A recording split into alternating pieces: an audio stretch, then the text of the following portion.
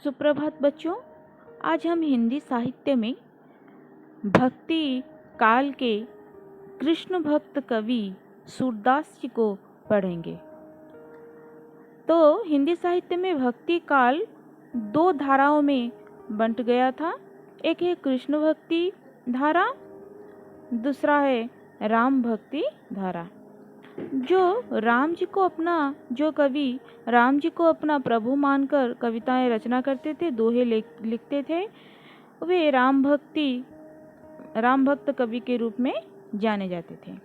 और जो कृष्ण को अपना सब कुछ मान लिया था और कृष्ण को अपने लेखने के मूल आधार के रूप में लेकर लिखते थे, वे थे कृष्ण भक्त कवि। तो राम भक्ति कवियों में हमने पढ़ा कबीरदास, तुलसीदास, आगे पढ़ेंगे रहीम जी को। तो कृष्ण भक्ति कवियों में प्रमुख नाम अगर किसी का आएगा वो है सूरदास। सूरदास प्रभु श्री कृष्ण को अपना प्रभु मानते थे, खुद को उनका भक्त मानते थे। उनकी भक्ति में लीन होकर कविताएं रचना करते थे। कहा जाता है सूरदास अंधे थे पर बड़ा ही प्रतिभाशाली थे। बहुत सुंदर भजन सुर में गाते थे। उनका नाम ही ऐसे तो कहते हैं गौ घाट के किनारे बैठकर वो पद लिखा करते थे जिन्हें सुर के पद कहा जाता है, और खुद उसे सुर में गाते भी थे। उन्होंने श्री कृष्ण की समस्त लीलाओं का बड़ा ही सुंदर वर्णन किया है, जिसमें से कृष्ण के बाल लीला वर्णन सबसे मनमोहक है। तो चलिए शुरू करते हैं सूरदास जी के कवि परिचय। संक्षिप्त में, भक्ति काल के श्रेष्ठ कवि सूरदास हिंदी के सूर्य जैसे तेजस्वी कवि हैं। उनका जन्म सन 1478 में दिल्ली के निकट सीही गांव में एक गरीब ब्राह्मण परिवार में हुआ। कौन से गांव में? गांव का नाम था सीही। वे अंधे थे, पर मालूम पड़ता है कि वे जन्मांध नहीं थे, जन्म से अंधे नहीं थे। मथुरा और आगरा के बीच यमुना नदी के तट पर स्थित गौ घाट पर उन्होंने संगीत, काव्य और शास्त्र का अभ्यास किया और विनय के भाव से पदों की रचना की। मथुरा और आगरा के बीच यमुना नदी के किनारे स्थित गौ घाट पर उन्होंने संगीत, काव्य, शास्त्र का अभ्यास किया था और विनम्रता के भाव से उन्होंने पदों की रचना की। आगे चलकर वे बल्लवाचार्य के शिष्य बन गए और ब्रज जाकर गोवर्धन के पास पारसोली नामक जगह पर अपना स्थायी निवास बनाकर पद लिखते रहे। सूरदास मानव मन के बड़े पारखी थे। वात्सल्य भाव के तो वो मर्मज्ञ थे। श्रीमद् भगवत महापुराण के आधार पर रचित उनका विशाल ग्रंथ सूर सागर हिंदी की अमूल्य निधि है। उनके विशाल ग्रंथ का नाम है सूर सागर, जो कि श्रीमद् भागवत महापुराण के आधार पर उन्होंने रचना किया है। वे बच्चों के, माताओं के, साथियों के, नारी और पुरुषों के मनोभावों के पारंगम कवि थे। मनुष्य के मनोभावों का उन्होंने बड़ा ही सुंदर वर्णन किया है।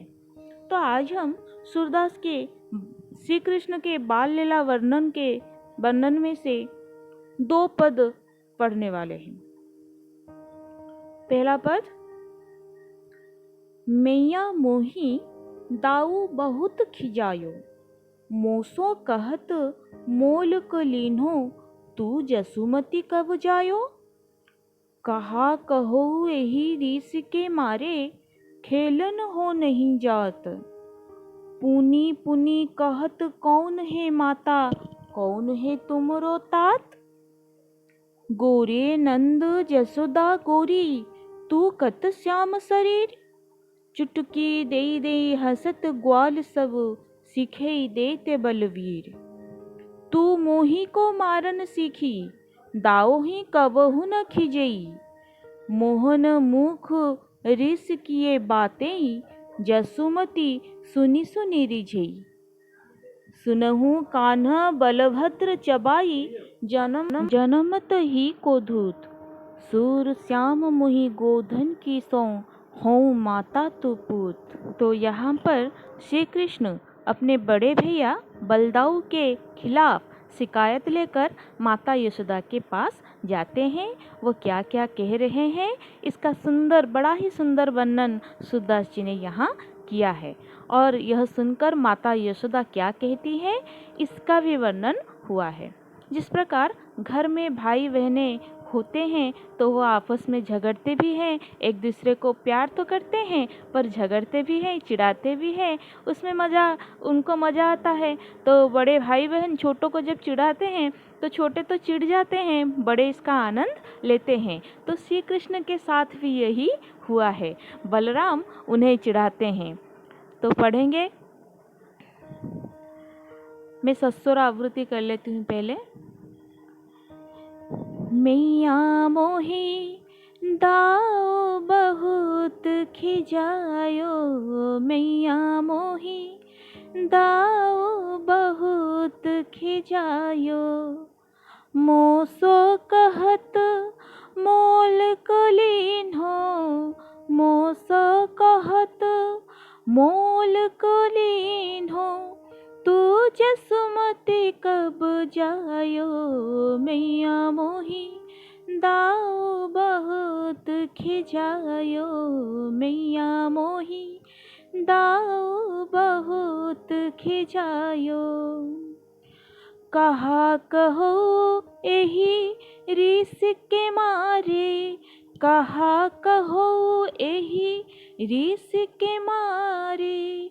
खेलन हो नहीं जात, मैया मोही दाओ बहुत खिजायो। पुनि पुनि कहत कौन है माता, पुनि पुनि कहत कौन है माता। कौन है तुमरो तात, मैया मोही दाओ बहुत खिजायो। गोरे नंद जसोदा गोरी, तू कत श्याम शरीर। चुटकी दे दे हंसत ग्वाल सब, चुटकी दे दे हंसत ग्वाल सब। सिखे देत बलवीर, मैया मोही दाओ बहुत खिजायो। तू मोही को मारन सीखी, दाओ ही कबहु न खीजई। मोहन मुख रिस किए बातें, मोहन मुख रिस किए बातें। जसमति सुनि सुनि रीझई, मैया मोही दाओ बहुत खिजायो। सुनहु कान्हा बलभद्र चवाई, जनमत ही को धूत। सुनहु कान्हा बलभद्र चवाई, जनमत ही को धूत। सूर श्याम मोही गोधन की सौ, सूर श्याम मोही गोधन की सौ। हूँ माता तू पूत, मैया मोही दाओ बहुत खिजायो, मैया मोही दाओ बहुत खिजायो। बड़े ही दुखी हो गए हैं श्री कृष्ण और माता के पास शिकायत लगा रहे हैं बड़े भैया बलभद्र के खिलाफ कि मैया मोही, मोही मतलब मुझे, मैया मुझे, दाऊ मतलब बड़े भैया बलभद्र। मैया मोही दाऊ बहुत खिजायो, खिजायो मतलब चिढ़ाना, परेशान करना। मैया तुझे पता नहीं है, बलभद्र मुझे बहुत चिढ़ाते हैं। मुझे क्या कह कर चिढ़ाते हैं? मोसो कहत मोल क लीन्हो, मोसो मतलब मुझसे, मुझे कहते हैं मोल को लीन्हो, तुझे मोल को लिन्हो मतलब खरीद कर लाया गया है, लिन्हो मतलब लाया गया है, मुझे खरीद कर लाया गया है। तू जसुमती कब जायो, तू तो माता यशोदा के ऊपर नहीं गया है, माता यशोदा ने तुझे जन्म ही नहीं दिया है। कब जायो मतलब जन्म देना। तुझे तो माता यशोदा ने जन्म ही नहीं दिया है, तुझे तो खरीद कर लाया गया है। अक्सर छोटों को बड़े जो होते हैं ऐसा कहकर चिढ़ाते हैं, तुझे खरीद कर लाया गया है, तुझे नाले से उठा कर लाया गया है, तो छोटे चिढ़ जाते हैं। तो श्री कृष्ण को बड़ा ही दुख हुआ है ये सुनकर। तो माता यशोदा से कह रहे हैं, मुझे कहते हैं तुझे खरीद कर लाया गया है, तुझे तो माता यशोदा ने जन्म ही नहीं दिया है। कहा कहो यही रीस के मारे, बड़े ही सर दर्द कर दिया है बलभद्र ने श्री कृष्ण जी का।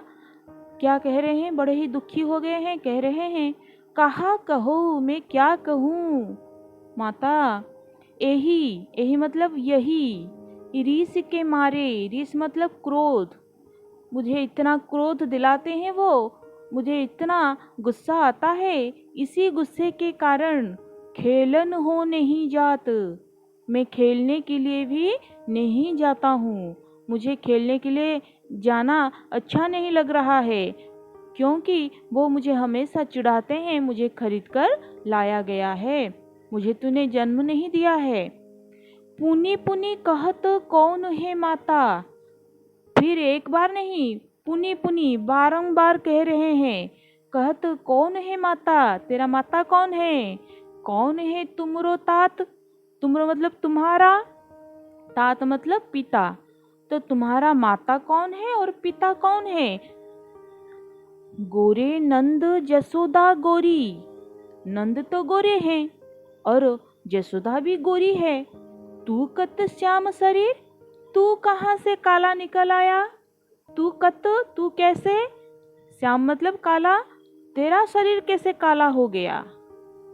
चुटकी देई देई हसत ग्वाल सब, और ऐसा जब वे कहते हैं और क्या करते हैं न, चुटकी देई देई हसत ग्वाल सब, सिखे देते बलवीर, और ये बड़े भैया जो है सब मेरे ग्वाल बालकों को, मेरे दोस्तों को सभी सिखा देते हैं, और वे क्या क्या करते हैं न, चुटकी दे देकर, हम चुटकी बजा बजा कर मुझ पर हंसते हैं और मुझे चिढ़ाते हैं।